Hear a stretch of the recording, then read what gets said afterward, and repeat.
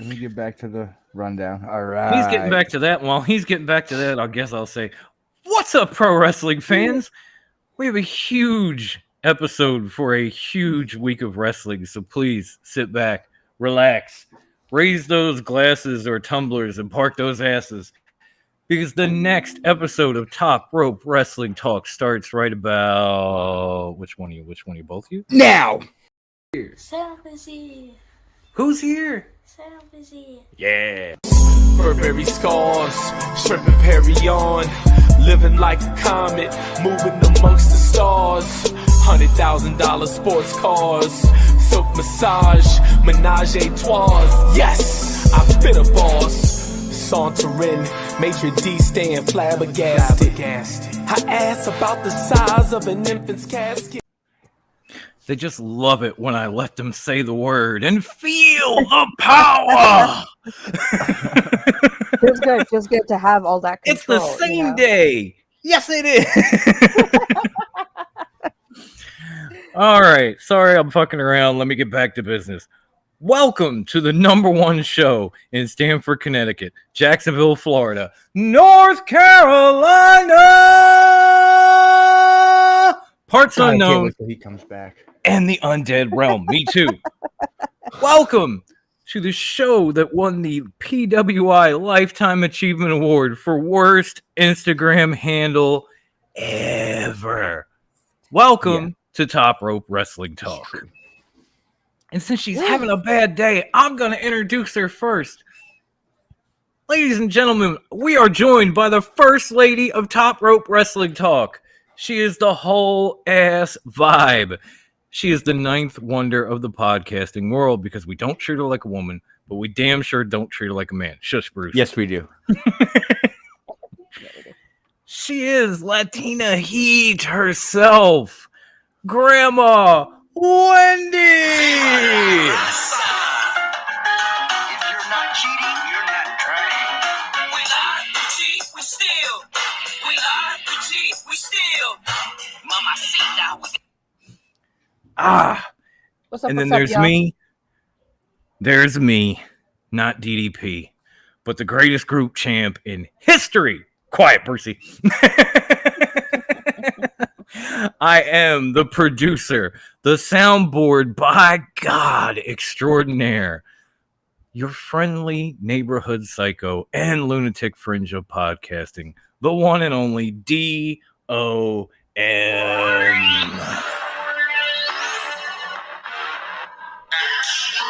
Every time it just feels so good.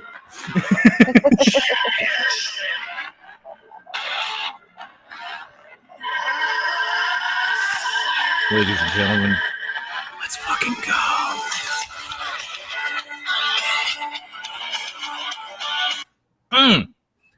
Felt good. That felt good. Felt so damn good. I Damn need a tasty. cigarette home. Okay, I'm better now. And no episode of Top Rope would be complete without the founder of Top Rope Wrestling Talk. He is still and will forever be the biggest MJF mark you will ever fucking meet. He's the man that drafted Roman last week. I'm still mad about that, but that's beside the point. He is the salt of the earth of podcasting.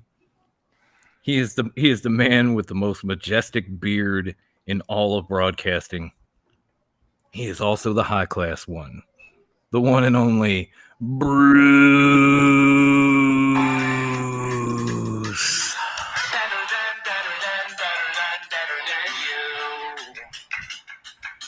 And you know it,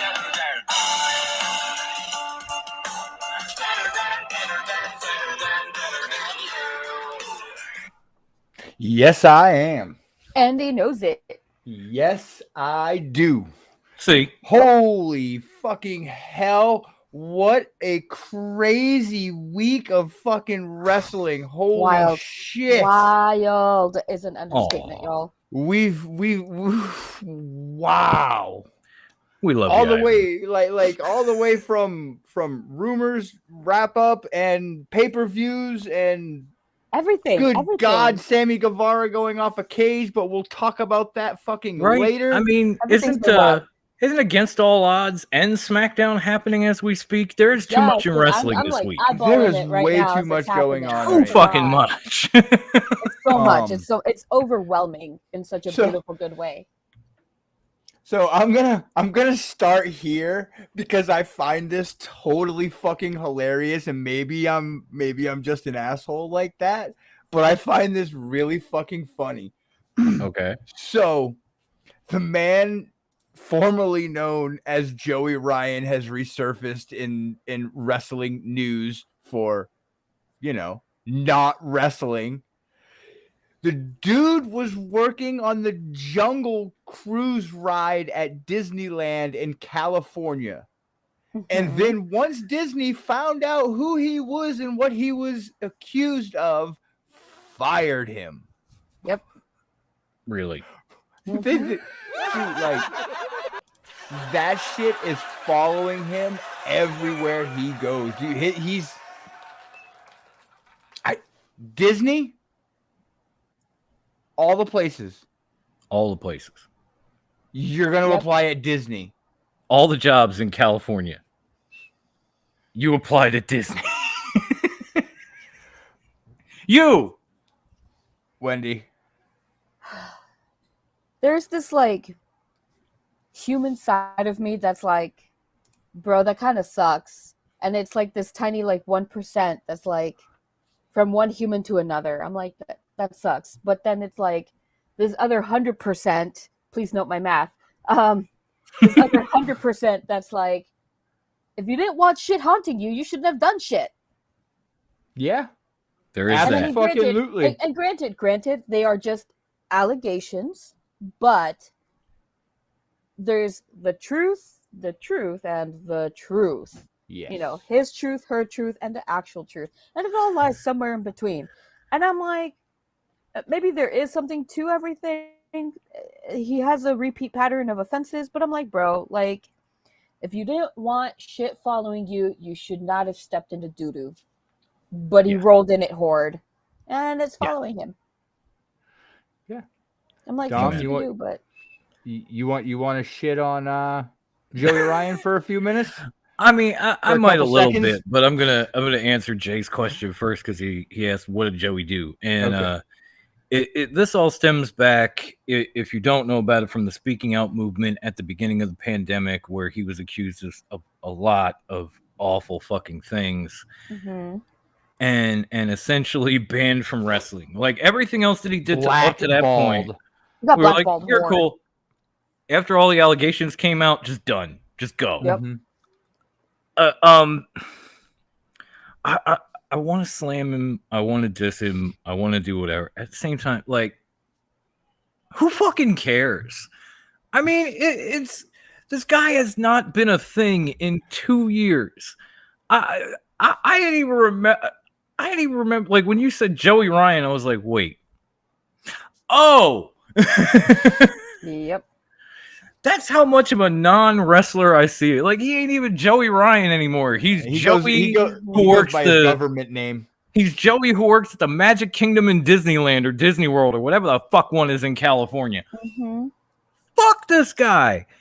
And like I said originally, out of all the places you could have landed, all the jobs in California alone, let alone the United States, you go get a job for working at Disney? What the fuck were you thinking, bruh? For all we know, like, he applied everywhere, and they were the only ones that called back, because that's how I ended up getting my very first job ever. I applied in Georgetown, and the only place that called me back was a sex shop, so... You know. That would have been the perfect job for Joey Ryan. He didn't take that. Hell He's no. working... Oh, hell no. He's working the It's a Small World After All ride for Disney or some shit. He's working a small world. All right. Enough And giving that man. Ivan, I'm adopted brown, and I'm pretty sure I know what FTP means. All right. Enough giving that scumbag time on our show. Let's talk about something a little more important and what I feel could do some damage to NXT / WWE's women's roster. There's reports that What the It's a small dong after all. I think that's It's Maddox. a small dog after all. So and what I see could be a huge loss for that division. Io Shirai's contract expires at the end of next month. Mhm. Yeah, I Yep, saw sure something about does. that today. And you know, there's reports that she's in a very serious relationship with Evil from Yeah. New Japan. Mhm. Yes. And there's reports that she is going to not re-sign her contract and she is going to go back to Stardom in Japan so she can be Yep. closer to Evil. This, for me, I think is a pretty big fucking loss for their division. I know they've got a lot of women and they're bringing the Attitude Era / fucking Divas era back on NXT. Ugh. But yeah, I feel this is a huge loss. She's put on a lot of great matches, and she never really yeah. got to shine on the main roster. So, Dom, what are your feelings and what are your thoughts? Do you think she's gonna resign, or do you think she is gonna go back to Japan? Well, I mean, knowing like the relationship that she's in, and the situation that she's in WWE, because she missed some time. She's been hurt, but then the last time she was on an NXT roster, as far as I remember, they were still black and gold. Like, I don't think End she's of Black and made. Gold. I don't think Mhm. she's made a 2.0 appearance. I could be wrong, but it's just like, she fit the black and gold mold, so to speak. I don't know where she fits in 2.0 with this not only line of competitors and champions, but with this style. Yeah. So I would love to see her come back and maybe hit a main roster. Like if they said Io was going to be in this Money in the Bank match coming up on Saturday, I'd be like, Hell she's going to do yeah, some crazy shit. I would be interested. But yeah. I don't see it. I think she's a little bit fed up and a little bit homesick, and it wouldn't surprise me at all if she went back to Japan, went back to Stardom, continued to develop this relationship with Evil, and just lived her life for a while, and maybe decided, maybe later I'll come back to the States, or something like that. I mean, I'm pretty sure she'd always be welcome. Yeah. Wendy, what are your thoughts and feelings on this? Like, do you think that this is going to be a big loss for them, or do you think, since she's been out on injury for so long, they've already replaced her and they're kind of like, meh, go, we don't care? Honestly, it almost feels like the second one, because I mean, it's not like their women's division came to a grinding halt. They were able to continue having matches and promoting other wrestlers and pushing things forward in different directions. I think personally this will be better for her, because I think you're right. Like, I don't think she in this 2.0, I think it's not the right fit for her. And I think definitely she could do a lot more going to Stardom and going that route and seeing where that takes her. Yeah. Mhm. No, I agree. I feel when they bring in a Japanese woman Mhm. that they're always going to be compared to Asuka. Oh yeah, yeah. And that's the way it's going to go down. Because I'll be honest with you, once Asuka went to the main roster and every time they brought a Japanese woman in, I was like, that's not Asuka. Like No, that's what I compared him to. And then Kairi Sane, I saw her live. She showed me some stuff, and then she wasn't. I could see the difference, but after that, like, I feel like they're trying to capture Asuka, that fire in the bottle that they got with Asuka, all over again. Yeah. yeah.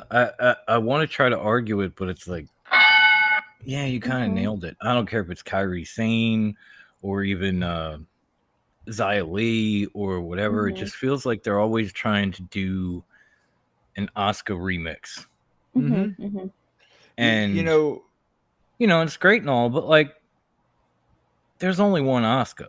Yeah, yeah. No, absolutely, Devin. I mean, No, I'm with you. I'd feel you too, man. Like if she was in AEW, and because I prefer AEW over WWE. If she was there and this was coming up, and I was in the same situation, I would say the same thing.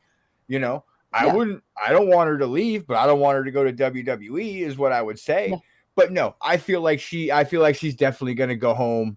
She's gonna go back to Japan, and she's gonna continue her career over there. She was very successful over there, Mhm. Fucking Regal wouldn't have signed her, and Hunter wouldn't have signed her if she wasn't a big star over there. Oh yeah. Oh, absolutely. So yeah, And she proved that the minute, like the Mae Young Classic, the final she had with Tony Storm, it was like, well, she's it. You know? Yeah. She definitely showed up. And I didn't expect her to be on NXT's roster that long. Yeah. Yeah. So I'm shocked she's still there, but I'm not shocked that she wants to leave or she doesn't want to re-sign. Mhm. Even if she did stay in the States, I think I'd rather see her in some place like Impact, where they just push the envelope of women's wrestling like nobody else in the States. Like if she 'Cause she stays could do that, stateside. all that crazy shit, you know? Yeah. I don't know, man. Yeah, I truly do. I truly see her going back to Japan, doing Oh, the yeah, same no, thing Kyrie 1000%. Sane No, me did. too. Went Me too. I'm just back saying. home. I mean, what's his name? Just showed back up in New Japan. That was in NXT. Kushida. Kushida Yeah. just showed back up in Japan and said, "Hey, I'm never leaving. I'm never leaving. This is it. Yeah. I'm never leaving again. I'm here for the rest of my career. I'm here for the rest of Mhm. my life. I'm never leaving." Oh yeah, You know, yeah. And I I'm don't pretty blame sure her as for he that. was putting the mic down, he was like, "Fuck jacket time," and he just yes, Right? just like every week, Kof, we live, baby. Yes. You know it, son. It's that So let's- time. Shout out to Dirty Heels.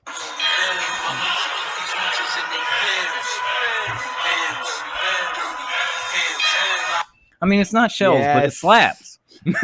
Yes, Yes. indeed. Yes, indeed. So moving on, we're gonna go into the craziness that began this week of wrestling or ended the previous week in wrestling. Forbidden Door. There's a few things on here that I want to hit on. Because there was some stuff at the beginning of the show that I was like, really, why the fuck is this on here? like, dude, this could be so much better. Like, why? Why wasn't this shit on the buy-in?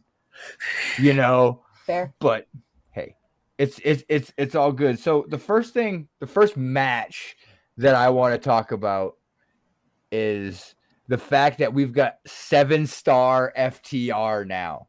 Yes. These, oh my God, Roppongi Vice, FTR, and Jeff. Oh my God, they put on one hell of a match. They really did. They did.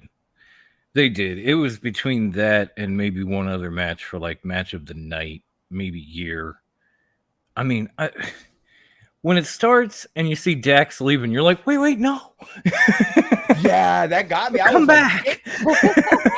But here's the thing: that was classic tag team wrestling, storytelling. Oh yeah. How many times did we see that happen way back in the day? How many times did we see it with the fucking Mega Power, where Hogan would get hurt and he'd have to go to the back and get bandaged up, and then he'd come running out. We'll go right back out. Come on, Oh, lust in your eyes, brother. That was a classic wrestling move that played into the story of the match very, very well.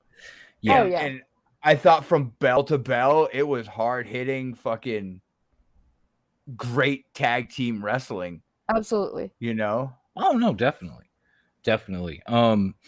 It was just, I guess, lately with the injury bug between just in wrestling overall, to see Dax leaving kind of hit a little harder. It was like, oh shit, wait, where are you going? Fuck.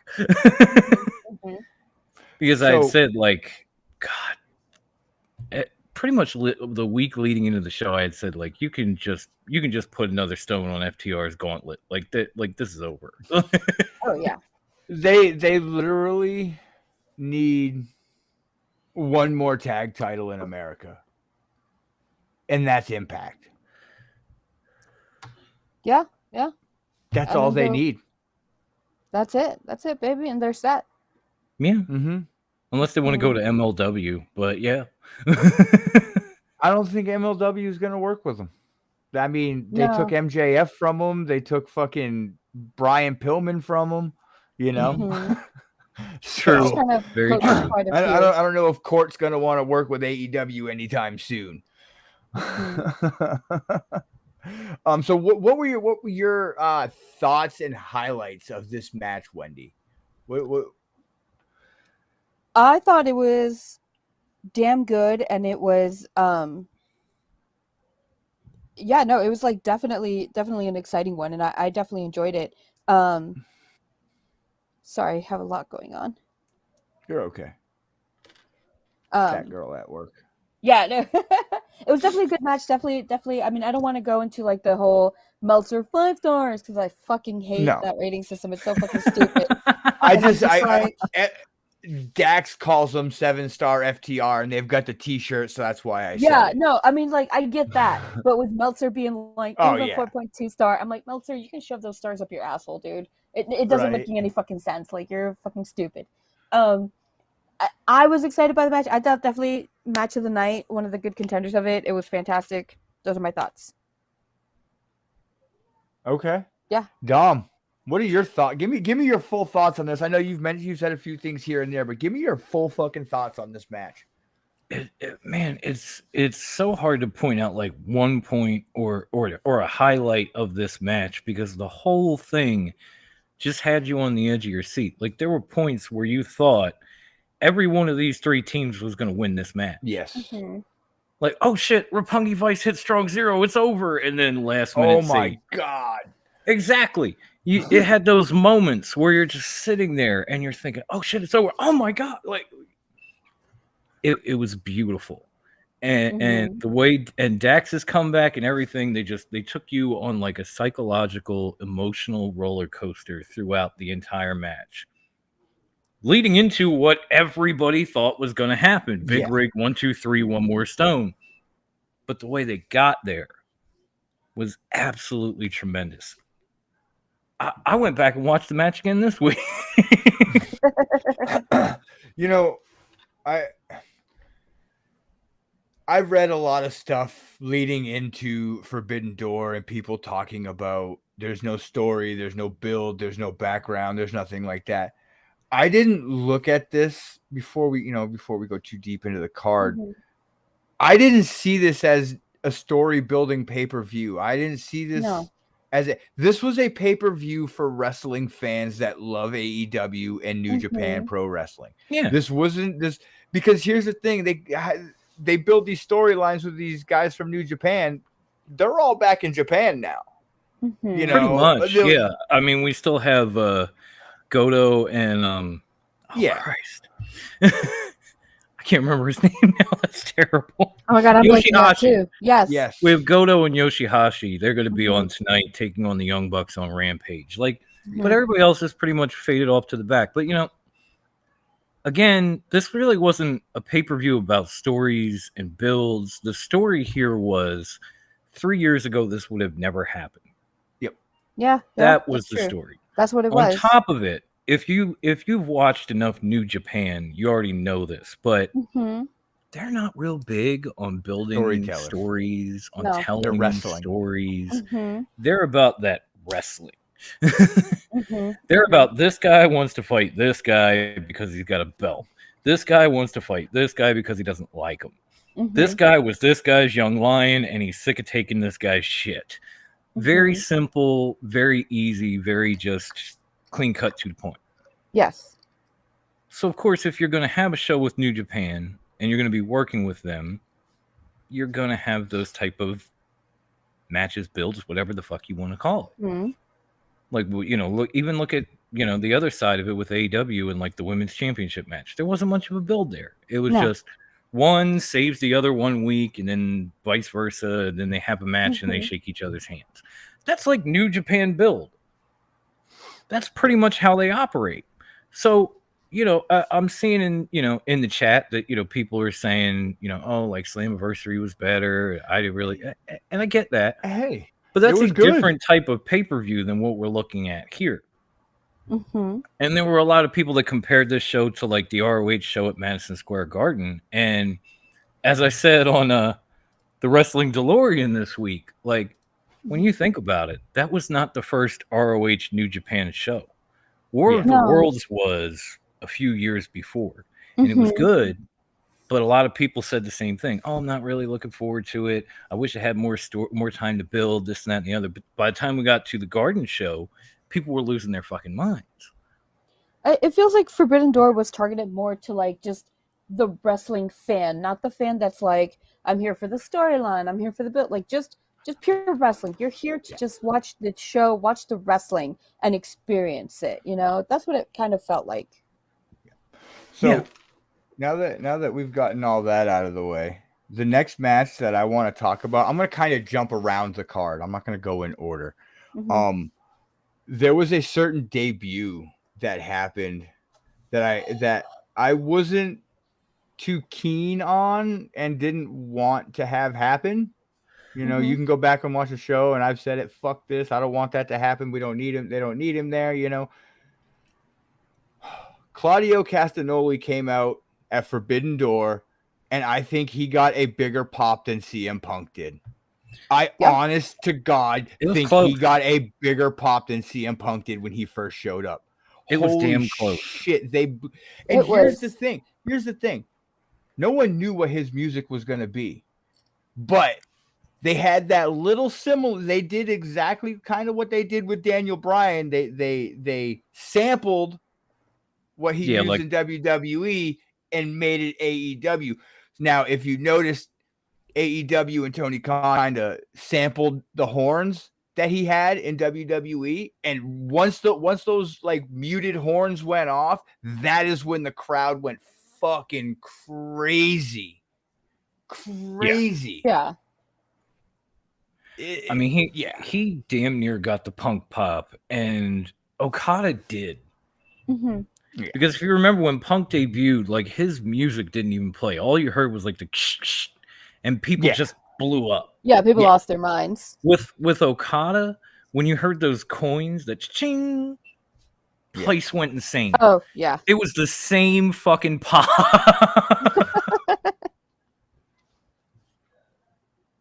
It was definitely, So, Dom, I want to get your thoughts on this match with Zack Sabre Jr. because this match was sought after to be a very technical. It was supposed to be a technical wrestling fan's wet dream, is what this match was supposed to be with Bryan Danielson. Instead, we get one of the top 2 technical wrestlers in the world going against Claudio Castagnoli, and he just came out with brute fucking force. He came out hard. He came out in the first 2 seconds, gave him the uppercut, gave him the friggin' neutralizer, and went for the pin. I was like, the crowd was going crazy. I would have been so pissed if they squashed Zack Sabre Jr. Oh no, I would have been mad. That would have been Becky and Bianca at SummerSlam all over again. Oh yeah. Like Claudio shows up, 30 seconds later, match is over, he leaves, and Zack Sabre Jr.'s in the ring like, the fuck just happened? That didn't go over so well. Mm-hmm. Like not at SummerSlam. That didn't go over so well. To have, to have that happen again at Forbidden Door would not have been a good look. No, it was handled well. It really was. So what were your actual thoughts on this match? Oh, on Cesaro's, it was Claudio. Claudio. Come on, JR. I know. I pulled a JR. I apologize. I mean, it was brutal. Mm-hmm. It was hard hitting. Claudio was great. Maybe in his comeback, there's just a few too many uppercuts. Like he's got to work some ring rust out. But otherwise, I thought he was tremendous that night, and of course on Wednesday. We'll get there. Zack Sabre Jr. showed absolutely everyone watching why he is such a big deal across the planet. Mhm. Like that man and his submission game and everything, like just top notch. And these two put on a very technical, very clean match. I enjoyed the Mhm. living shit out of it. It was very well done. Absolutely. Wendy, Yes. Wendy, Bruce. hey Wendy, Bruce. give me your thoughts on Claudio's. I second what Dom said. They definitely put on a good match. He may have just a little ring rust to shrug off, but it doesn't seem like there's a lot to just kind of dust off of him. It was pretty solid, and it was definitely an enjoyable match. I'm with you on that, Dom. For me, not wanting Claudio to show up in AEW, I don't know. And this is something that I think I see in a lot of guys that debut in AEW after they leave WWE. There's a fire. Mm-hmm. There's a fire underneath their ass to prove a point in their first few months, Right. and then they get comfortable with the process, and they're used to being there and they understand how things work, and they kind of, fall in line a little bit, I guess you could say. But I saw that. I'll eat my words. I'm glad he's there. He Num, he num, fits num, num, num. he fits in the Blackpool Combat Club. He's definitely gonna fit in well with that group, and I mean that faction's freaking nasty now. Oh yeah. Oh yeah. That faction's It's awesome. so beautifully set. Oh yeah. I mean, it'll probably be better once we get rid of Eddie Kingston, but I'm gonna sidebar don't- because Devin just said something that I'm fucking dying. So he just says, "Laugh my ass off." I'm watching SmackDown. The Viking Raiders are now called the Vicious Viking Raiders. Oh my Yep. God. And the week after, they'll I'm be the watching it Vicious as well. Victorious Viking Raiders. They just had a match against New Day. Well, I'm not sure if it was a match because I wasn't paying too much attention, but they just went up against New Day, and it was just brutalization. But it's like with that name, Now I'm wishing I wouldn't have moved my son's goldfish bag because I could be like, remember when they were called War Machine Pepperidge Farm? Remember? Right? Pepperidge Farms remembers, but The Vicious Viking Raiders. Get the flying fuck out of here, okay? Since I derailed us for a couple moments, let's get back to Blood and Guts. Yeah, please. So I want to talk about what to me is possibly could be in the mentions for match of the year, but was definitely match of the night for me. And that was Will Ospreay versus Orange Cassidy. And Bully Ray put it perfectly on Twitter when he said that was Orange Cassidy's coming out party. That was his was his swan song. That was his, hey, guess what? I'm fucking here. Yeah. Yep. Like, hey, I can fucking wrestle too. Flat out. Like, yeah, I know I put my hands in my pockets, I do all this shit or whatever, but like, hey, I can wrestle too. Yes. Will Ospreay is just a gift to wrestling. And it's funny for me to see some of the stuff that I've seen on social media talking bad about Will Ospreay. And like there was one post on Facebook I saw. I think I shared it with you guys. I can't remember. It's a roundabout. The dude was talking about how Will Ospreay was a trash wrestler and couldn't draw more than 500 people in a bingo hall. And he should just stick to talking on Twitter. Bro, this dude is one of the biggest names in professional wrestling. He is one of the top guys in New Japan Pro Wrestling. He makes more money than you make in your entire life in a month. His coat alone is more expensive than anything that guy owns.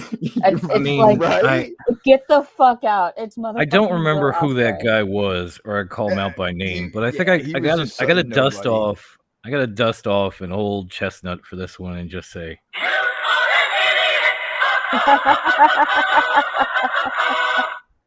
Yeah, Amen, that's brother. about right. Amen. That's about right.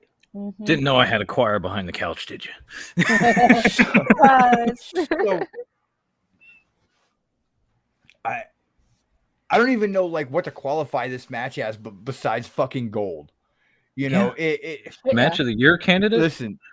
I haven't been shy on saying that I love this high flying style of wrestling, this new age way of wrestling. You know, I like it. I enjoy it. I guess a lot of the no selling I could do without, but I enjoy it better than old school wrestling. Like, the only old school wrestling I like nowadays is when I watch FTR. That's how I get my old school kick, is when I watch FTR. And everything else, I love it. Can we be brutally honest? As much as Will Ospreay relied on the flips and all that shit when he first came around, he has become so much more well-rounded in technical sense. Mhm. And that match showed that too. Yeah. And I think one of my favorite moments is he's got Orange Cassidy in the abdominal stretch, and he reaches in Cassidy's pocket. Yeah. He just gets down in here and he comes out. Oh, sorry, I didn't know that was in there. While holding him in an abdominal stretch. I love. Go ahead, Dom. I was gonna say I died laughing while watching an amazing match take place. Like that, that's so many. There's so many extra layers to that shit, and to Will Ospreay that he does not get enough credit for, and I needed to put that out there on his behalf. Yeah. This kind of gives me hope though for Danhausen. Like, if this is the treatment, the push that Cassidy is getting, I hope that Danhausen gets something similar, because that's another one who can most definitely go, but isn't given his propers. Oh wow! Yes. De Niro says he thinks Cassidy is being built back up for a title match. I wouldn't be mad at that. I wouldn't either. I wouldn't either. I wouldn't be mad at that either. But I don't see him taking the title off of Moxley. I see us getting Moxley Punk for the reunification. Yeah. And I agree with Peter as well. You know, probably one of the biggest names in British wrestling at this point. You know, but yeah, I mean, he's the Rev Pro heavyweight champion. He's the U.S. champ. But I guess when you think about it, no matter how good of a match that was, I think Juice Robinson is your real winner, because he's the one up in the rafters holding the title they're fighting for. While his arm is around Tony Storm with that thick fat ass, you're kind of the winner, dude. So, Peter, to answer your question, I feel that British wrestlers do well in Japan because British wrestlers have more of a strong style. They're built. They're trained more in the strong style, and Japan is all strong style wrestling, and that's why they fit in so well. Yeah. You know, and plus it's not far from home. Dude, it's fine if you like old school technical wrestling. Like, I'm pretty much a fan of it all. So whatever you feel like doing, I'll sit down and watch. You know, like, there's nothing wrong either way. Like, I'm okay with flippy shit. I'm okay with a good, solid technical match. And that's one of the reasons I've been a fan of New Japan for probably a few decades, because they give you a little bit of both. It's one of the reasons I love DCW so much, because you had flippy shit, people bleeding, and then you had Guerrero Malenko. Yeah. And nothing gets more technical than Guerrero Malenko. But you had it all in the same night. Fucking Malenko, man. There was one part in the match where I think it was more middle of the match, middle towards the end. They had that high pace going on, and I think Ospreay came off the top, and Cassidy caught him and hit him with the beach break. Oh my God. I thought Cassidy was like I was like, oh, right. Had that. They had me right there. They had me in the palm of their hands for that entire match. Like, I was like a little kid that just found wrestling all over again. I was like, oh my God. You know, it's good when it takes you back to that feeling. When it takes you back to that feeling, that's definitely a good match. Yeah. That's a lot of these matches, like FTR had those moments in the triple threat, and this match had those moments. I mean, even Osprey at the end with the Oz cutter and Cassidy kicks out and he looked dead leading into that move. And you were just like, what? No. And again, like, yeah, you ended up finishing him off with the Stormbreaker, like next move, maybe second to next, but The hidden blade. It had those moments. It did. It had all the moments. Yeah. A lot of these matches had that psychological storytelling. And yes, action like a mofo. I don't know how else to put that. You said it beautifully, De Niro. I don't know. I'm just going to quote you on that one because I got nothing. So, since we all agreed that match was fucking amazing, let's go into another match that the wrestling world. Well, I should say, not the wrestling world per se, because a lot of the wrestling, I can't say the entire world, but that niche group that follows New Japan and follows Moxley. When we finally got to see Tanahashi versus Jon Moxley, it did not disappoint. I can't say it didn't disappoint, and I'm glad it happened in America. Yeah, and it's nothing against wrestling, and it's nothing against Japan, but I'm glad it happened where I could see it live. No, absolutely. That was the whole point of Forbidden Door, Considering, but you want to know, go all the way back to the beginning of the Forbidden Door. Tanahashi is the one that started Forbidden Door for you wrestling fans. It was not Tony Khan. It was not AEW. And it was Tanahashi. He coined the phrase while answering a question about Jon Moxley. Yes. No, it was actually no. It was during his. I could have sworn it was. I thought that's what it was. It was when AEW first came around and he had his match with Chris Jericho, and he said he was going to walk through that Forbidden Door and take the AEW title from him. From Jericho. I forgot about Le Champion. My bad, y'all. Yeah, that's when it got coined. So Jericho was still champion. It would only make sense for the man that coined the phrase to show up to the pay-per-view in America named after the phrase and fight Jon Moxley in a match that people have been looking forward to for at least a year or two. So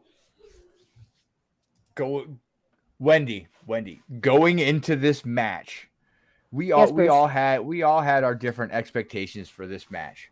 I want to know, Wendy, were your expectations met?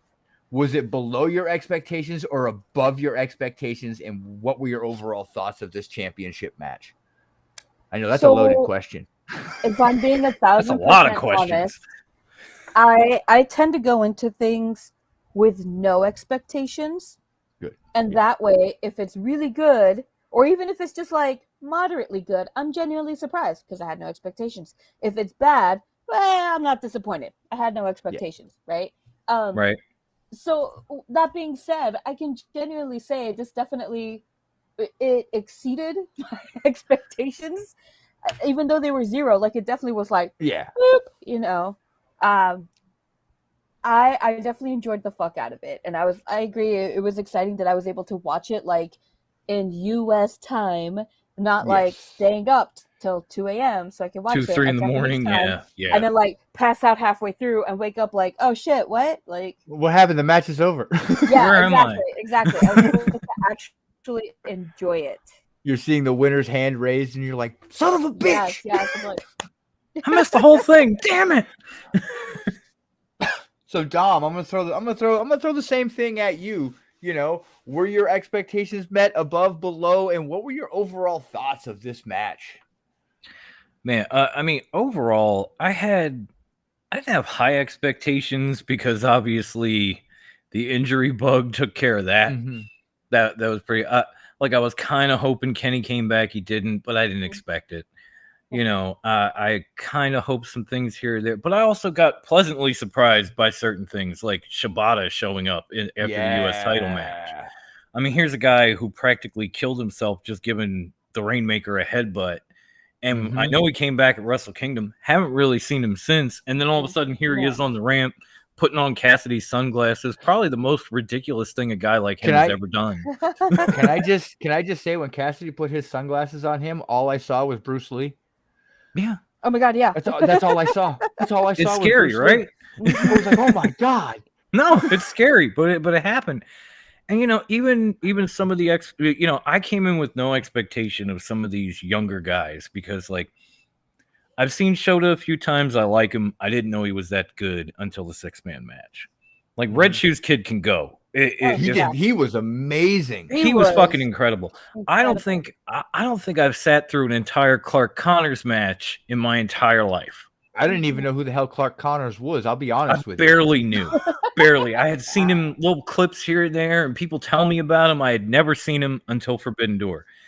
Oh my god, that man is fucking incredible. Thank you, De Niro.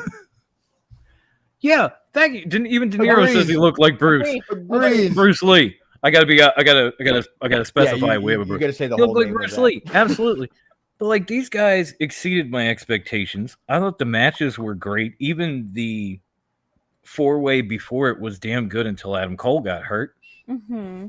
This match was highly anticipated and it lived up to all the anticipation. My one knock is Mox. How the fuck did you end up that bloody? Because like at a point, he takes a sling blade, he rolls out of the ring, he's not bleeding. He gets up, he's covered in blood.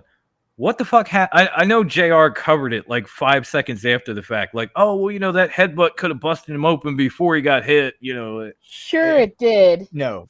Sure. All he was doing was priming himself up for blood and guts. Oh, but so okay, That's yeah, coming like up. that's just a tiny little critique. It's not even a complaint. I'm nitpicking at this point. The match itself was a war. I would have been happy either way with either guy winning the title. I was kind of looking to see if they were going to do something crazy like switch titles. Like maybe somebody like Paige or Adam Cole ends up IWGP champion. Tanahashi takes the AEW belt, and then we get something down the line, like maybe a unification match between Tanahashi and Punk at Wrestle Kingdom or something. But that would have been interesting. For what it was, for the initial, jump off between these two promotions that we thought a couple of years ago would never work together until the regimes changed. It was a great pay-per-view. It literally jumped my expectations. As I said when we were talking about the other matches, it left me on the edge of my seat or in the palm of their hand on several occasions. There's not much else you can ask from it. No. And this is only the beginning. Like if they have a Forbidden Door 2 next year, yeah, it'll probably be in Japan and maybe things will be different, but it'll probably be a lot better than this one. And this one wasn't half bad. Yeah. Because this one was kind of put together on the fly, if you think about it. A couple of weeks before Double or Nothing, they announced they were going to have this show a few weeks after Double or Nothing. In between Double or Nothing and Blood and Guts. So like they scraped this together in 6 weeks, and yeah, maybe they didn't have time to build, and maybe there were some injuries, and the list goes on and on. But look at what came out of it. It's kind of hard to complain. Even like Peter said, even the buy-in matches were fucking amazing. Like if you saw Katamura and Desperado against Limitless Swerve and you didn't love that match, I don't know, something's wrong with you. Yeah. If you didn't love the Gun Brothers finally having a problem with the term Ass Boys because the song played and ran out, even though every week Max Caster or Anthony Bowens is on a mic going, "Let me hear you say Ass Boys." Like it was entertaining. This is me, daddy ass. It was entertaining. It was funny. There was some great wrestling on the buy-in all the way through the card, and this again was put together in like 6 to 8 weeks. Hard to complain. It was almost like being told at the last second that you're expected to bring the main dish to a potluck, so you just throw some shit together, and everyone's like, "Oh my god, this is so good!" Yeah. Like, right, bitch? Oh, and one last thing. I need the recipe. I got you, dog. I got you, boo. I got you. 6 cans of Spam. Hit me up in the parking lot. I got you. Potatoes. The beef broth. I'm gonna text you the recipe right now. But and one last thing, I have to give a shout out to Sting, who I have dubbed the hardcore grandpa. Oh That- my That God, was yeah. pretty sweet. And Kevin Kelly, because dudes with attitudes did not fit that team, but Los Stinger Nobles de Japan totally enough. fucking fit. Perfect fucking fit. I mean, Sting is doing, I've said it on this show before, Sting is doing shit that I love, but before I love it, I want to go, oh my God, is he okay? He's cool. Wow. And he's doing shit that he has never done throughout his career, like these dives and table spots and everything else. That was not Sting. It is now. He has Yep. turned into hardcore grandpa. At this point, he might as well. I don't know if somehow the spirit of New Jack has gotten into this man after he passed, but Sting is looking to dive off of anything. They might as well play Natural Born Killers when Sting comes out and just leave it on the loop. That Yeah. motherfucker Yeah. is insane at like 62, 63 years old. Bruh. And I'm over here at 36 going up some steps like, I can't do this. But the You thing is, for Sting to do something like that, he has to trust who he's doing it with. That's true, Absolutely. that's true. Every And it time goes he's for done something anybody. It like goes for that, anybody. it well, I mean, especially for Sting being 63 years old, he has to have more trust in someone to do something like that. I agree with you, Fair, Peter. fair. This is like a gamer who's beaten everything in the game, so now he's just running off to do the side quest. Yeah, he's Pretty doing much. a side Absolutely. Mhm. Sting Jack. quest. So, Wendy, The original icon. We've been kind of rolling with this. Have you had a chance to give your thoughts on this match? No, but I mean, it was a good match. I mean, I can't even. Usually, when I see Sting fight, I'm a little worried for him. But this time, I was like, "Fuck yeah, do your shit, son." I mean, it was damn good, you know. I'm worried about him every fucking time. Every time. I'm like, oh my God, he's okay. Phew. Like, he's literally So- the same age as my dad. I'm a little worried. So rolling, we're gonna roll right into the last match to talk about at Forbidden Door, before we get into some other stuff, and that's the Fatal 4-Way match that they had. I don't know, they call it something different. I don't know what the fuck they called it, but the Fatal 4-Way match that they had for the IWGP World Heavyweight title, which was Jay White versus Adam Cole versus Hangman Page versus the Rainmaker. You look at you look at this match. You can just look at this match on paper and look at the names and be like, dude. Honestly, the weakest wrestler in there was Hangman, and he's improved a fucking shit ton. He was just your AEW champion Dude, not a month or two ago. Exactly. Like that match was out of control. Like it was awesome. So here's the thing: when we're talking about this, because it's going to segue into the next segment after this, I don't want to talk about Adam Cole's injury. I just want to talk about what you thought of the match. Okay. I feel bad. I kind of jumped the shark bringing it up before, but I got more, so it's okay. It's okay. It's okay. It's okay. I just want to know your thoughts on the match up to the pin, and how you guys felt about it. Okay. Wendy, I'm gonna kick it off with you, Grandma. Get that chapstick on, lady. Getting it on. What you need is some chapstick and a set of trousers. Oddly enough, I do need a set of trousers, but that's I knew it. Neither here nor there. It was such a holy shit match. It was like, oh my God, like the matchup I didn't know I needed in my life, and it was just incredible, bell to bell, and it was holy shit, man, holy fucking shit, damn good match. Boom. Yeah, that's what I gotta say about that. Dom? No, I mean, this match was huge for reason one being what Bruce already mentioned. You look at the four guys going into it, and you're like, all these dudes are amazing. And they all have a little bit of history with one another. Either they ran with each other, or they fought each other, or they did whatever. Like, Jay White just beat Okada for the IWGP Championship at Dominion leading into this. The other thing that made it so big is if you watch New Japan enough, you realize they don't do WWE matches. They don't do this Americanized shit with multiple men going after titles. They do one-on-one for that championship, 90% of the time minimum. Mhm. So to have a 4-way match for that title is actually a big deal because it rarely happens. And the match itself leading up to the finish was incredible. Like these guys were just killing one another and you're just watching at home like mesmerized with popcorn. Uh-huh. Mhm, Okay. mhm. Wow.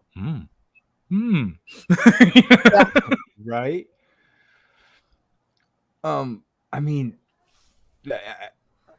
I've got very few words because it was great. It could have been better than Cassidy and Ospreay had Adam Cole not gotten hurt. Now we're gonna segue in. You see how I did Sure. that? Nice, Ah, nice. You see how I rolled? Smooth. So now real your shit's smooth. working. Okay. Okay. yeah. Okay.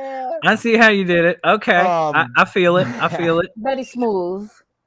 It was pretty tragic and it really it doesn't matter who it is, how I feel about their gimmick or their wrestling. If anyone gets hurt, I hate it. Oh yeah. You know, it sucks. De Niro had and- popcorn for that match. Me too.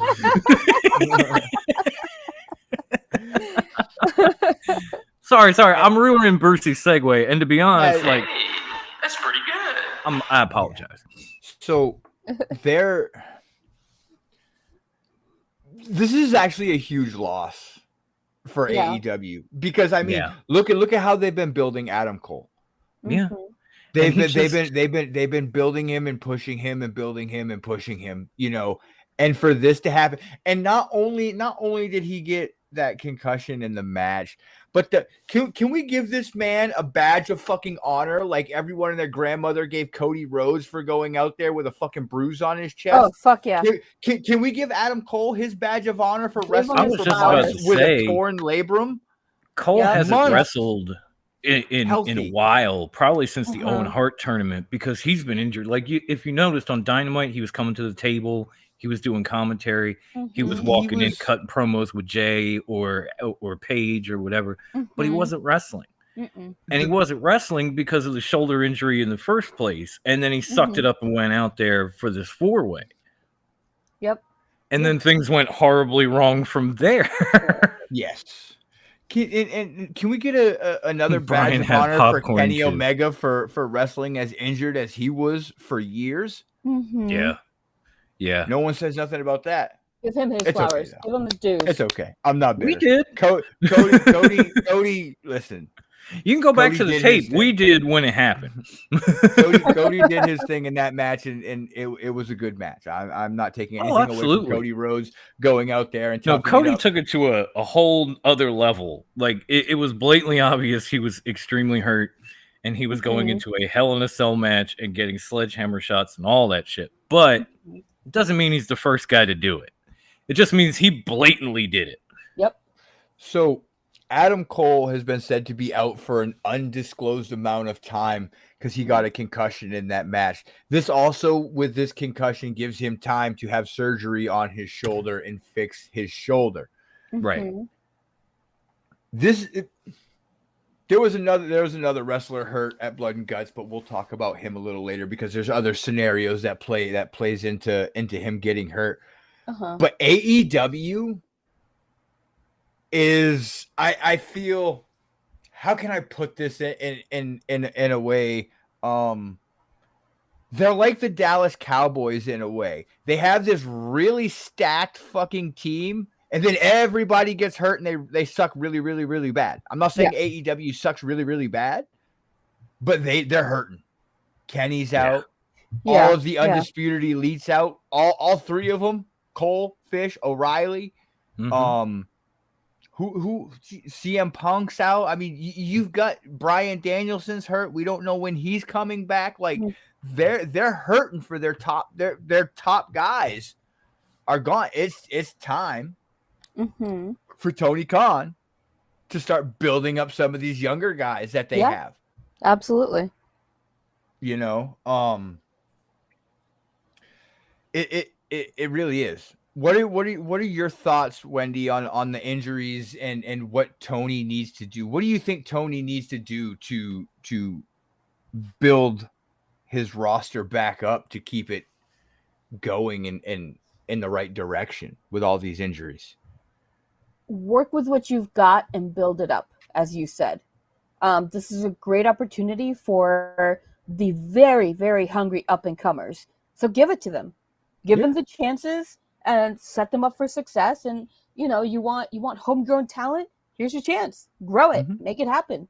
Take advantage of what you have, and prove that you're not dependent on those that are injured as much as people say. Yeah, I totally agree, because they've got so much young talent that they can bring fuck up. yeah, they do.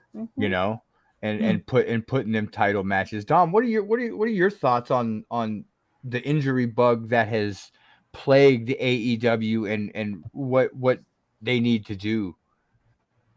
Yeah, I mean, the injury bug has just plagued wrestling in general, but I think what AEW needs to do is, as much as people talk about this roster that they have, how bloated it is, how they're kind of overlooking their homegrown talent and that sort of thing. I think they need to first and foremost get back to putting the pillars in bigger spots. Because you've kind of seen Sammy fall off. We all saw what happened with MJF. Darby has rarely won a singles match the past few months. Yeah. And in the meantime, Jungle Boy's hurt. Jungle Boy is now hurt. In the meantime, you keep pushing guys like Adam Cole. Yes. And eventually you push these guys on TV and they break. You push them a little too much. You have to, I think when you look at booking, you have to understand that, like, these guys shouldn't be in these situations maybe week in and week out. Yeah. Like, we were, I think I brought it up a little bit when we were talking about Jeff Hardy after he got busted. Yes. Like, this guy got pushed, and I don't mean in a good way, but he got pushed by Darby Allin in an insane match that didn't really need to be, but then the following week is expected to go out there and have a match with Adam Cole, who is also nursing an injury from a pay-per-view. Yes. And it's like, okay, so maybe it's not the following week. You rushed into this with Forbidden Door, like I said, put it together 6 to 8 weeks. They announced that Owen Hart tournament at the beginning of 2022. Yeah. It took place going into Double or Nothing 4 or 5 months later. Had they have started that sooner, they could have maybe spread these bookings out a little bit and protected these guys a little bit. I think that's where AEW needs to learn that sometimes, you want to get those ratings and you want to get guys out there, but you also want to get the homegrown guys that built your promotion, the spotlight, and rest the talent that you have for their marquee matchups. Because maybe you still have Adam Cole and he's not on the shelf until the surgery on his shoulder is finally healed and whatever else. Maybe you do have Jeff Hardy on TV and not getting pulled over. I don't know. That one's sticky. Maybe you don't have these things because you are spreading out where you're using your big names and keeping the guys that you built on TV on TV. Yeah. Yeah, absolutely. And people want to, and people like De Niro said, want to shit on Adam Cole for his body type, and Cole has been a workhorse throughout his career in ROH, No matter in where NXT, he's been. even since he's come to AEW. But just like Kenny, but at the same time, even workhorses break down every now and then. Protect them a little bit. Take them off TV for a week, or have them cut a promo, or have them do something live in the ring and walk out, and use some of these other people on your roster that you just refuse to use on TV anymore. Because it seems like, I understand, like, okay, I'm trying to get ratings, but at the same time, your ratings are staying the same. Yeah. So now you're just pushing guys out there to push them out there, hoping for a different result. Even the Psycho knows that's insane. So use guys like Peter said, like Pac. Pac is amazing. Well, I mean, use him more. Pac's getting pushed there, Peter. He just did win the North Atlantic American Continental. Yeah, but when you think about it, He won the not Intercontinental Championship, and that was cool. No, That was I cool to said see. the North Atlantic American Intercontinental title. I just call it the not Intercontinental Championship. It's easy. The other title. But you know, like when you look at Pac, he's not on TV or in a ring as much as say Adam Cole, and that's the problem because guys like Pac helped pave the way for AEW to sign talent like Adam Cole, and you know, guys like Darby, guys like Sammy, guys like MJF. Eventually, they have to get their due, and then it takes the pressure off of the other guys to not have to be in a ring on TV maybe twice a week. Yeah. Because Adam Cole did that a lot. Like, he'd fight on Dynamite, turn around, have a match on Rampage. Kenny was fighting fucking everywhere. Yeah. Dynamite, Rampage, Impact, Impact pay-per-view, AEW pay-per-view, going to Mexico. Eventually, these guys are going to break down whether they want to or not. So give them a chance by utilizing the talent that people already enjoy to get their rest and protect them so that things like this don't happen as often. You know, I mean, even with Cody, yeah, I appreciate what he did in Hell in a Cell, but at the same time, if he didn't have to keep having these wars with Seth Rollins, not only at pay-per-views, but week after week, like these all-out brawls and shit, going into the next match, maybe he's not sitting at Hell in a Cell like this. I'm not saying AEW isn't the only one that is guilty of doing it. Yeah. I'm saying use what you have to keep what you have. So keep the show rolling. I'm going to talk about Dom and Wendy's glorious night of brutality, blood, brutality, violence, skewers, almost guts. All we were missing was a pizza cutter and a cheese grater. Honestly, I liked how they did it old school WCW style with the wrestlers. You had one team on the one side of the cage, and then you had the other team on the other side of the cage. Yeah. I mean, last year's everyone just started in the fucking ring, I believe. that both teams just started in the ring and they just fucking went at it. But this year they did it on a timed pattern, and they set it up the same way that WCW used to, with the wrestlers outside the cage and not in a cage going to a cage. I don't understand how that worked out. But holy fucking shit. This match, first of all, before I get too in deep, you could tell Chris Jericho was showing his age because he was the last one in the cage. Yeah. Chris Jericho said, "Hey guys, I took my ass whooping in last year's Blood and Guts, so I'm going in last. I'm gonna be over here. I'm gonna chill for a little bit. Y'all can go right ahead first. I'm gonna just hang out. You guys do what you gotta do. I'm gonna be. Hey, I'm gonna be enjoying a cold beverage and the company of Ty Conti. You guys go ahead. Now, I'm gonna give you guys my standout wrestler for this match, and I mean it probably won't be a surprise to anyone, but my standout wrestler for this match was none other than Wheeler Yuta. Oh shit! Oh yes! Oh shit! Oh my god! Wheeler came in there and was like, "Lights out." Yeah, pretty much. Literally. I'll be back. No, go ahead, Wendy. I'll come in after. I guess we'll just continue. Yeah, please do.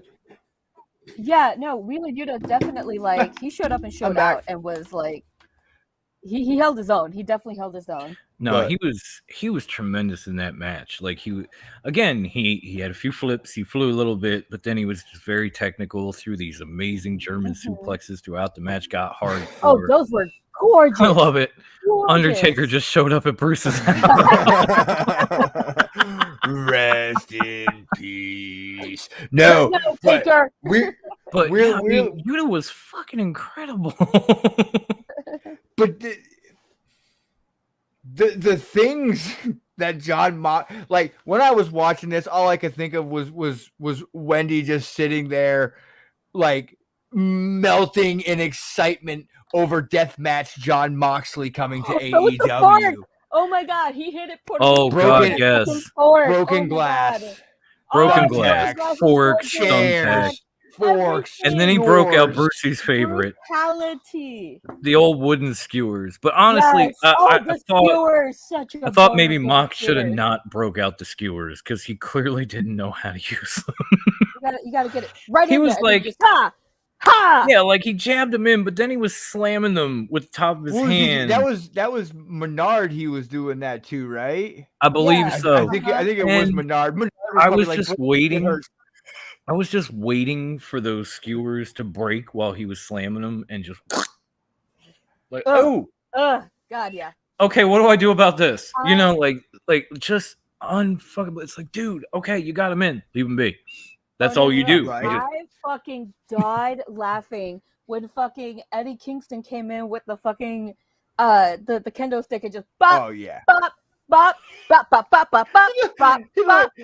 He looked like Luke Skywalker just walking down through a thing of droids going pew, pew, pew, pew, pow, pow, pow. right. I seriously, I want the Probably clip of not. that with like, I want the clip of that with like Duel of the Fates behind it. Just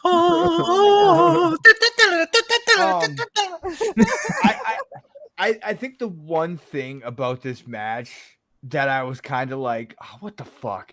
Because once Eddie Kingston and Jericho got in there, it became a singles match. Oh yeah. If you noticed, it became a singles match between Eddie and Jericho, and everyone else is kind of laid around the mat.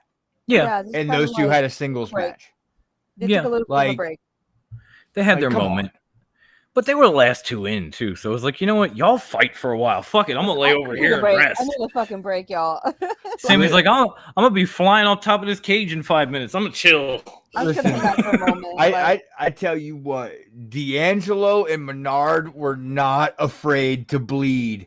no, Those they were dudes, not. those dudes' faces were as red as the fucking You know what I'm still trying to figure out hats though? they had on. They were as 'Cause red they- as fucking boy band outfits. It was insane. Oh god, yes. Just don't even get me started on the weird boy band Clockwork Orange, whatever the fuck you want to call them outfits. But the thing that got to me was like, and I went back and watched Dynamite again to see if I could find out how it happened.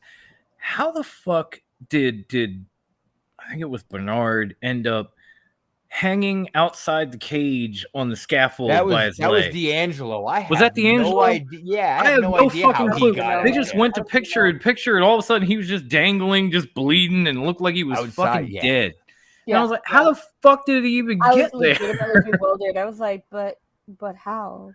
Right? Like, how? What? Can we see a replay? Like, did I miss something? I even backed it up. Slow-mo it. I even backed it up live, and I was like, I got nothing.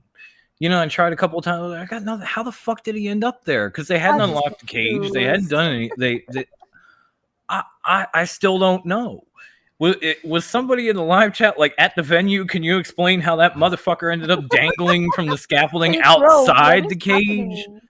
I mean, I it was was- a I was cool very moment, and I Yeah. was honestly a little concerned because he looked fucking dead. But at the same Yeah. time, I have no idea how he ended up there. I don't think even he knew. I don't think even he knew. So He's just like, you made me wondering how I got here. But yes, we are. Unsolved actually. mystery of wrestling. How the fuck did you end up there, Dean? with the conclusion of this mass mayhem that was, Pride and Powerful, Eddie Kingston and the Blackpool Combat Club came out victorious. But we Yes. saw Sammy Guevara go flying off the top of the cage Oh, from Eddie God, yeah. Kingston. And then we saw the beginning of what's probably going to be an Eddie Kingston Claudio feud because Claudio got the win because Menard tapped out. Menard, Yes. yeah. And Ahead of and Jericho. Eddie wanted Jericho to tap. Yeah. So we seen them like, come on, like Eddie's like, what the fuck, bro? Like, come First on. and So- foremost, if you would have built this story this way with anybody else, I would have been like, this is fucking lame. But when it's Eddie Kingston complaining that he got the win, but he didn't get Jericho to tap out first, Mhm. it feels right. Like for Yeah. Eddie, it's perfect. For anybody Eddie, else, it's half-assed. But with Eddie, it feels right. It's definitely an Eddie storyline. And I don't know if you guys noticed this, but when Sammy actually, went off top and hit the tables and everything, there was like a white towel. And when he hit the tables, the towel flew up and landed on him like somebody threw it in. No, I missed that. Oh my It god, was that's hysterical. perfect. Go back and watch the spot. Sorry, he goes, and as soon as he lands, towel comes flying up from the tables that went this way and lands on top of his head. You couldn't have planned it any better than that. I don't know if they did. I'm just saying, if it was dumb luck, it was the best fucking thing that ever happened. It just worked out perfectly. It just worked out. At that point, I thought the match was over. I thought like Ty Conti had thrown the towel in, and then they showed the replay, and I realized it was sitting on the end of a table. And when he went through, the towel flipped up and landed on Sammy's head. Because as soon as that happened, I thought, "Oh shit, match is over." They surrendered, and then I saw the replay, and I was like, "Oh wow, they could not have set that up." There's no way. It was perfect. So, in the midst of all of this chaos, one of my, I was always a fan of his, but he's grown on me a lot. Santana has really grown on me a lot. You know, he wasn't in the match more than 5 minutes, and what looked to be he blew his knee out. Yeah. He wasn't even in there 5 minutes. He went to hit a Uranagi on sad. Garcia, and it really was. And you know, that's just another one to add to the AEW injury bug. But along with that, with him being hurt, also have come out tweets that he has put out over the last few months or so. He's got one that says 128 days. And then he's got another one a little while after that says soon. And everyone's speculating that he's going to be leaving AEW. Like his contract's coming up. Yeah. His contract's coming up at the beginning of September. And, you know, there's also stories out that him and Ortiz aren't getting along anymore. They stay away from each other in the ring during promos, and they don't hang out in the back anymore and stuff like that. And again, it's dirt sheet stories that I'm not gonna fall into the trap saying, oh my god, these guys are splitting up, they're breaking up. I mean, they've been together for so goddamn long, you know. Do I want to see Santana get a singles push? Absolutely. 100%. You know, Ortiz can wrestle too, but I totally see Santana being the Shawn Michaels out of that team. Yes, I agree. Okay.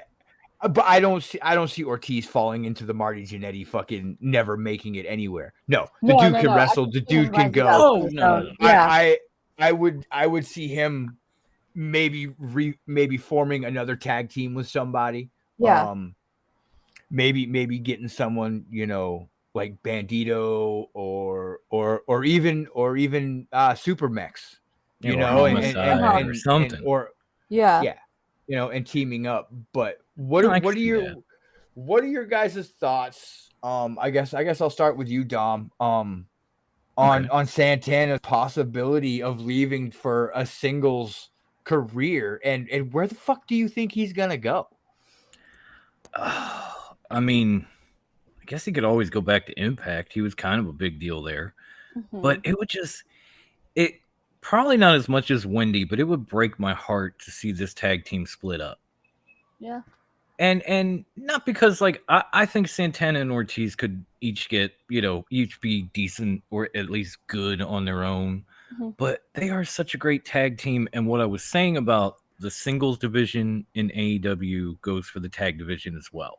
You know, these guys have been there since practically day one. Like, I know they showed up a little while after, but in the meantime, while they're there, they've got guys in their own faction getting title shots ahead of them. They've got guys coming in the door getting title shots ahead of them, and they're just kind of sitting there. And so, yeah, maybe it did rub Santana the wrong way, and maybe it did cause a rift between these two guys. I don't know. Again, I'm not going to completely buy into the dirt sheets because fuck them. I'm just speculating that maybe this did cause friction because maybe Santana was looking at it from a standpoint of like, this spot should be us. And Ortiz was like, oh, in time. And, you know, eventually they just butted heads over that. And now if they end up going their separate ways, it could be because of something like that. Yeah. I would rather see them stick together because they are a damn good team. Like, you know, when like Wendy said last week, you know, they should have been tag team champions already.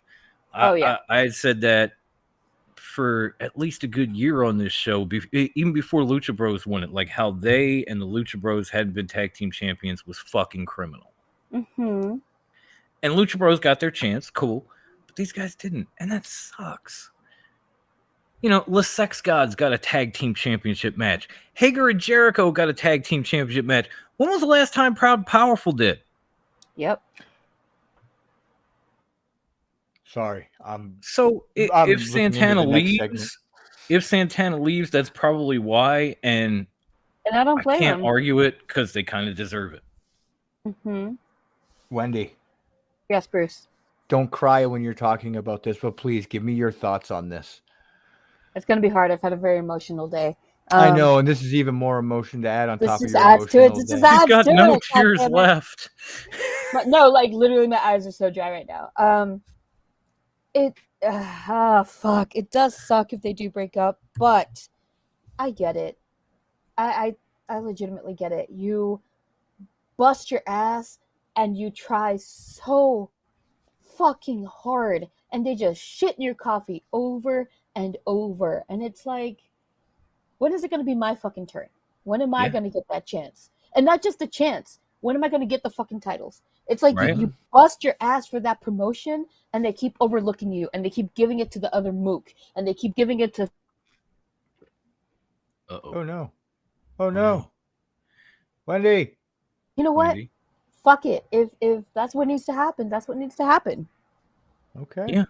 It's like it's just like Brian said. Meanwhile, the Young Bucks have won the damn tag titles twice. Now, hold on a second. Hold on a second. Okay. I mean, I I'm understood holding. Mox. I'm holding. Listen. I'm listening. I'm listening. Listen, Linda's listen. Bruce has got a rap now. Linda's- No, the only reason that P&P didn't get that title shot is because they were in a complicated storyline with the Jericho Appreciation Society. They were in a story. They were running their story. Then they had the Bucks. You know, it's not like they're gonna yank them out of a main story. But I'm also not saying that they shouldn't have had the titles. They should have had the titles. I think they should have gotten the titles over Jurassic Express. 1,000%. But you know, I don't know. Maybe the rift between those two are the reason they haven't gotten title shots or won the titles. We don't know. We don't know what happens backstage. We can only give That's true. our That's opinions on what we see and what we hear. So Mhm. we don't know the whole story. But Amen, brother. anyway, Santana, rest up, get well. Please Yes, come back yes. and Yeah. win a goddamn title. I mean, Praise this circle, would praise be circle. this would be the second time he blew out his knee because the same thing happened in Impact when they were fighting the North, and the North won the tag team titles. Those fucking So- knee injuries hurt, man. Yeah, So, those are not move- easy to come back from, especially because I don't know if it's the same knee, but it's happened before. So it's just, man, get right, come back, and Mhm. wherever you go, good luck. But God Amen. damn, it just feels like a wasted opportunity with those Okay. two in that division for that long, Uh-huh. and now we're here. Yeah. So we're going to move on to the main event of the show. We're going to not really break down Money in the Bank. We're going to give predictions and say, you know, how we feel about a few things here and there. That's pretty much what we're going to do. So I'm looking at this card and I'm like, what kind of card is this? A bullshit WWE card. Like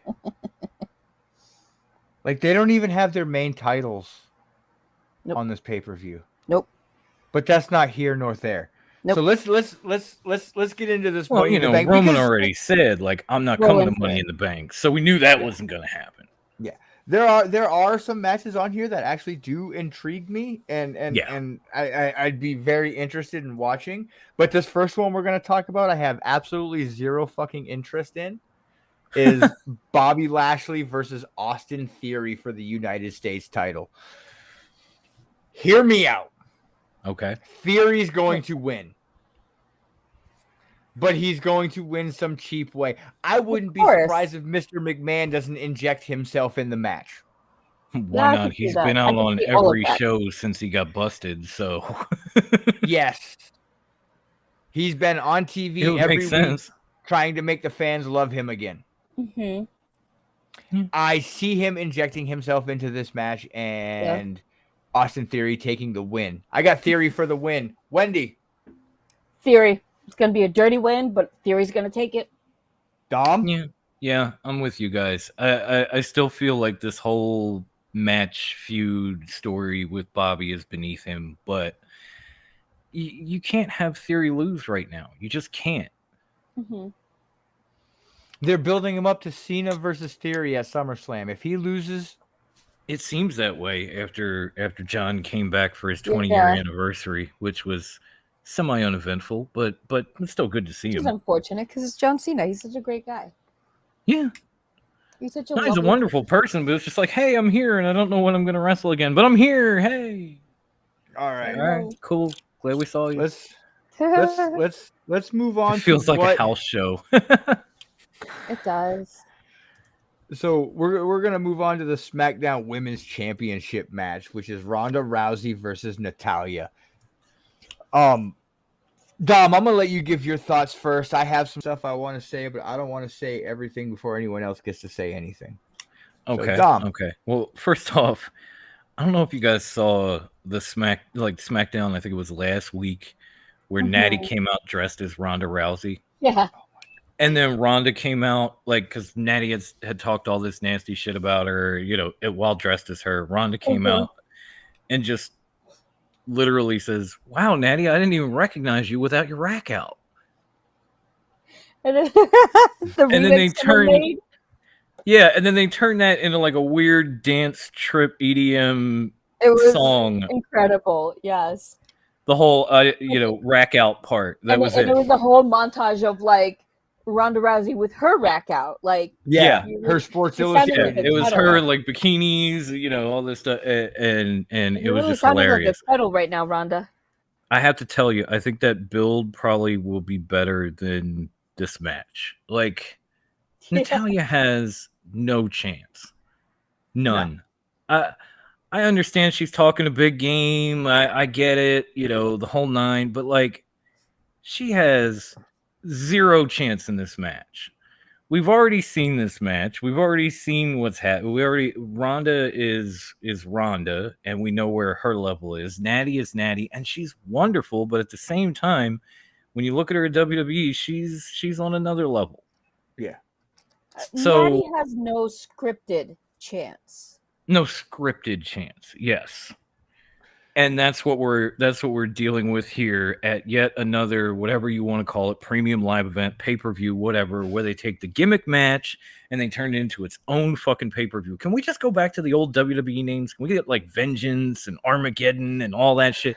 Do we have to have the fucking show named after the match every fucking month?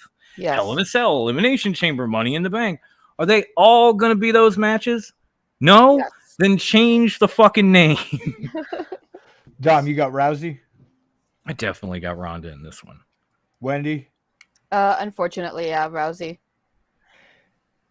This match, for like, I'm looking at it, it's a sleeper match. If you it depends. This match could be really good. It just depends on which Ronda Rousey shows up. Are we going to get the new Ronda that shows up? Or are we going to get the Ronda from 2 years ago when she first showed up and she was actually doing really well? Yeah. Which Rousey are we going to get? That depends on how good this match is. Yeah. I mean, she's gotten back to like OG Ronda in the last month or two. But yeah, that is a fair point. It doesn't mean she's going to show up tomorrow. Because Natty is very technically proficient. I mean, coming out of the Natty's really fucking good. Of the Heart Dungeon. She course, Heart Dungeon. You can't come out of the Heart Dungeon a complete fucking goon. Like you can't be related to the Hart family and be shit in the ring. Just period. Right. So it's like, she's very technically proficient, and I agree. I could see this being something good, but it depends. Is Ronda gonna bring it, or is she gonna shit the bed? Yeah, Ronda for the win. That's a 3-peat. Yep. So I'm not even going to talk about this next match. Bianca for the win. Yep, Bianca. She's wrestling fucking versus Carmella. Carmella. Yeah. Bianca. Yeah, Bianca's taking it. I was gonna say I could almost feel another SummerSlam moment coming. Like it's supposed to be Carmella. Last minute, Carmella gets taken out, and somebody returns. Like say Bailey. You know, just comes back in, drills Carmella, takes the match, beats Bianca. But if that does not happen, if this is the match that's going to be in a ring in front of us with a bell ringing, Bianca wins. Yeah, Yeah, absolutely. yeah. All right, piss that match off. Undisputed Tag Team Championships of the world. The Usos versus the Street Profits. This is the only match on this card I am truly excited about. I'm like doing backflips in my head like a little fucking kid because these two teams are the only two teams I enjoy in WWE. This is my era versus Brucey's GWA. Like right here at Money in the Bank. This match is sponsored by My Era and GWA. Yeah. And it's going to be amazing. Like this is the match I wanted before RK Bro. I could not give a shit if they had the titles or were going to get in a unification match. I wanted the Street Profits to beat them and then take on the Usos and unify the titles. Okay. Here's Usos for the win. Yes. And we're going to start to see the split of the Street Profits because Randy's hurt and these other guys aren't there. And Montez is going to be the next big thing in singles wrestling. According to Bianca, WWE. yes. No, not only, dude. I mean, you can just watch. You can watch. No, That she man said does it in a recent know. interview. That's I why know. I said it. Yeah, I saw it. But that dude's got so much charisma. He's got more charisma. And listen, he could be the next fucking Rock on the microphone. Mm-hmm. I'm saying it. I'm going out there. I am saying it. Montez Ford could be the next Dwayne the Rock Johnson on the stick in WWE. Brucey is just Well, lining fire up tag tonight. teams and putting them on the chopping block. Like you're done. Get He's over the here, Profits. He's the guillotine of tag teams. Yeah. But but here's the thing. Choppy, I'm choppy. a guillotine. Yes, Choppy, tag teams choppy. in Kai and Tai.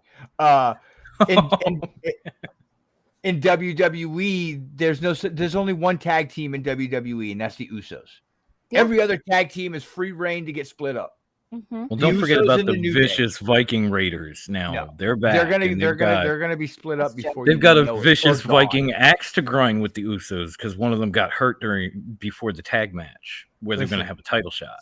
Their contracts are going to expire very soon, and we will see War Machine back in New Japan or in ROH. But yeah, Okay. no, it's WWE. I totally see them splitting up the Street Profits soon. Oh yeah. I just They're see it. long overdue for that. I see it. I see it happening. I see it coming. Even So Brucey's getting vicious on us tonight. I'm going Usos for the win. Wendy, Yes, Bruce. give me your thoughts on this match. With the way the bloodline has been booked, there is no freaking way they're having the Usos lose this one. So Usos are taking it. Dom. Man, like I know the Usos are gonna win, but damn it, I want the Profits to do it. It's like the only thing they haven't done in WWE. They've won those NXT tag titles. They've won the Raw and SmackDown individually. This would be like the last thing for them to do, and I want to see it, but it's not gonna happen. No. Mm-mm. Not yet. Everything's unanimous at this point. I'm going with the Usos, and I drafted them, so I have to go with them.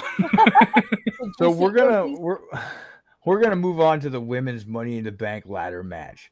So this match has, well, none other than big time Bex herself, Becky Lynch, versus Asuka. Mm-hmm.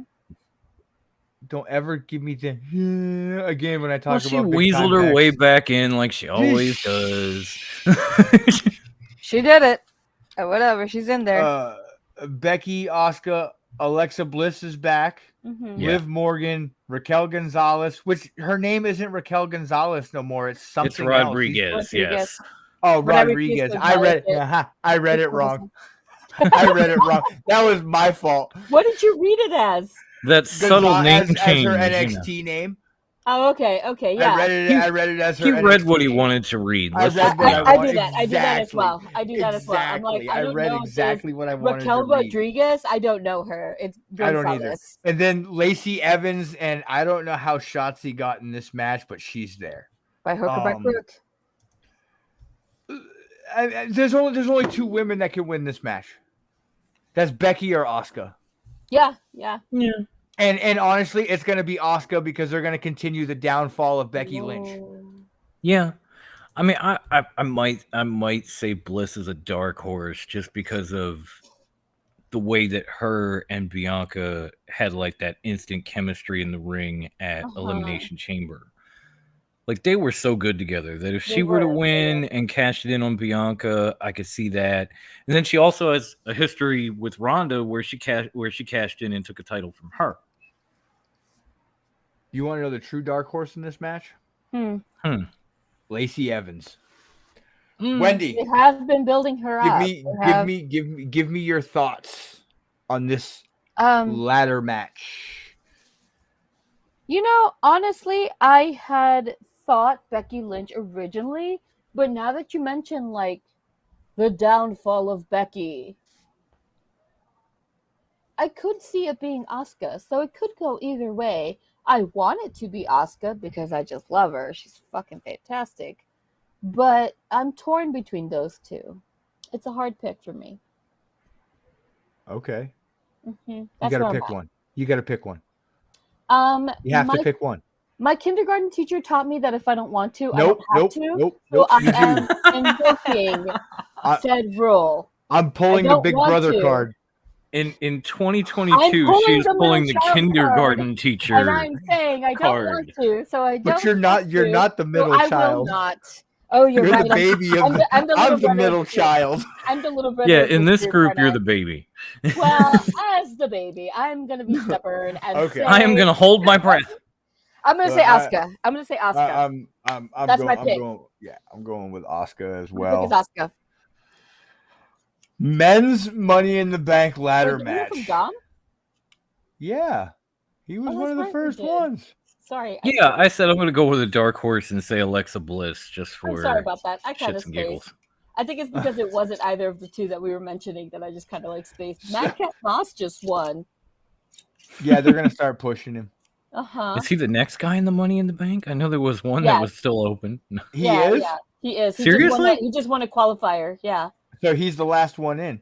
Oh, so he's the last guy. Wow. It pays to stick around to the end of SmackDown. Thank you for telling me. So the men's Money in the Bank ladder match, you've got Drew McIntyre versus Seth Rollins versus Sami Zayn versus Riddle versus Omos versus Sheamus versus to be determined, which is Madcap Moss. Yep.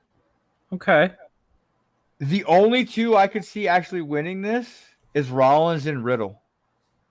And I'm going to go with Rollins. I would have said Rollins or Drew, but I would take Rollins either way because Riddle's got a feud going with Roman still. Seth Rollins is on fire. Here's the thing, WWE tells a lot of stories, and some of them are interesting, some of them are just weird, and this one is, and here's why. So Riddle loses, he can no longer challenge Reigns for the titles, but then he gets in the Money in the Bank match somehow. And and if he wins, can cash in. Well, who's the champion? Oh, Roman Reigns. Hey, what? Tell me, Bruce. What's up? Matt Riddle wins. He can't cash in on Roman, but you know who can? Everyone else. I hear voices in my head. Yes, but Randy's gonna be out for a while. How do we know? He's hurt. I just saw something on it last week. They said he wasn't going to be back till like next year. Well, that's good because the contract's good for a year. It's good for a year. If anything, because they've alluded to it on SmackDown like last week. If anything, I could see like maybe SummerSlam say Brock takes these titles. And then Riddle cashes in afterwards because they're going to have a last man standing match. Yeah. So you see like a beaten, bloody Brock holding up two belts, and you just hear, bro. No blood. Okay, no blood. But you know what I'm saying. You get the point. An overly sweaty meat A stick. sweaty, red-faced, kind of snot-stashed Brock Lesnar holding up 2 titles. Bro. Like a giant meat Okay, popsicle in the that's grossest way the possible. first 2 minutes into the match. What does he look like at the end?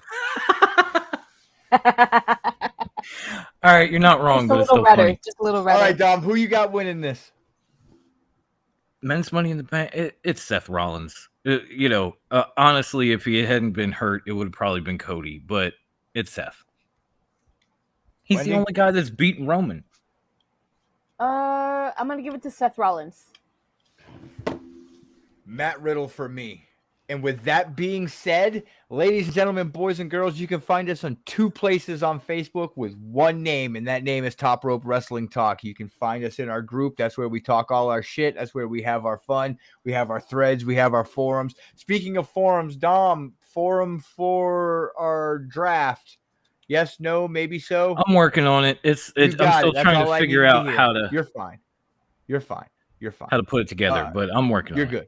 We'll talk. And then you can also find us with the same name in our Top Rope Wrestling Talk, our page on Facebook. That's where we put all our show stuff, our show promotions, our clips whenever we can cut clips. Now that I know I can cut clips on YouTube, I will cut clips and try to post some clips. Nice. That's what's up. Then you can also find us on the Twitter machine at Top Rope WT. That I don't know, like that just morphed into this gigantic ball of fire that hasn't stopped for 3 years. It's just going. It's just going. I was like, hey, why don't we get a Twitter? And Dom said, hey, okay, it's done. It's and like now it's like the burning tire pile in The Simpsons. It just like that never doesn't stops burning. stop. Yeah. It just doesn't stop. It just keeps going. Just like burn it down. Exactly. Yes. Never Oh, fucking thank ending. And then you can find us on Instagram. Yes, Instagram. The same Instagram that won the all-time worst Instagram handle from the PWI Awards. Ladies and gentlemen, boys and girls, give me a drum roll. You can find us at top_rope_wrestling_talk on the Instagram machine. There it all Grandma, is. Wendy, Yes, Bruce. Wendy, Bruce. tell the world where they can listen to us.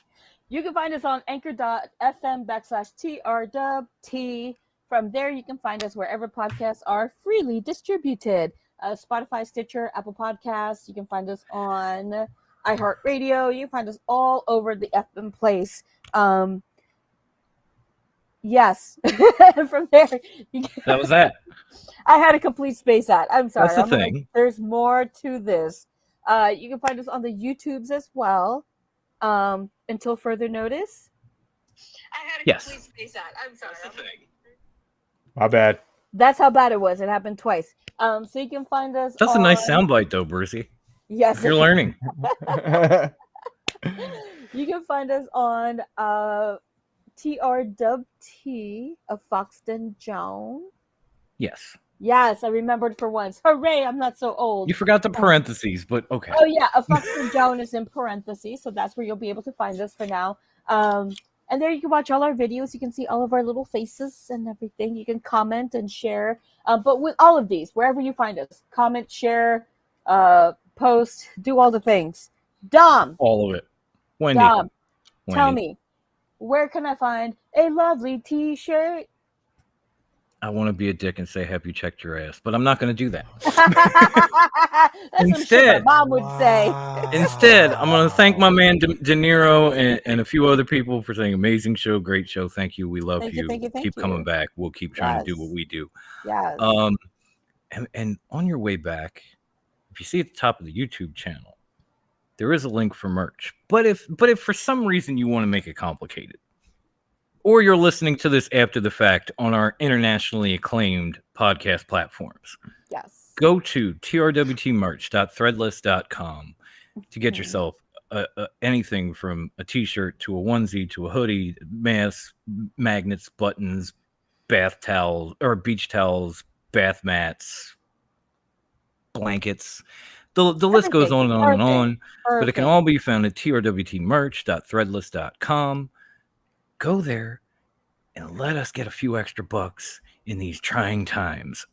And whether you're again internationally acclaimed, whether you're around the world or not, we've got you on the shipping. Yes. We've got you on the options. Yes. Everything is customizable. Absolutely. Go buy something today. Do Rep it. your favorite podcast and Yes. help us out, will you? Amen. Do it, y'all. Do it. Do the Lord's Do way. it. Like Do now. It. Do it. Right now. Because Right we're now. about done. So now. Yes. Yes. On that do note. it. On that note. Wendy, Stay fresh, cheese bags. Dom. Enjoy Money in the Bank. Stay safe out there, wastelanders, and just enjoy wrestling. If it's not your cup of tea, let somebody else drink it. Yes. Deuces, bitches. There it is. Every show. God damn, Cassie Lee. That's a Oh, great you're way going to have close to out message the me show. that one. Sorry. There you go. Your gratuitous cheeks for the evening, folks. Catch you next week.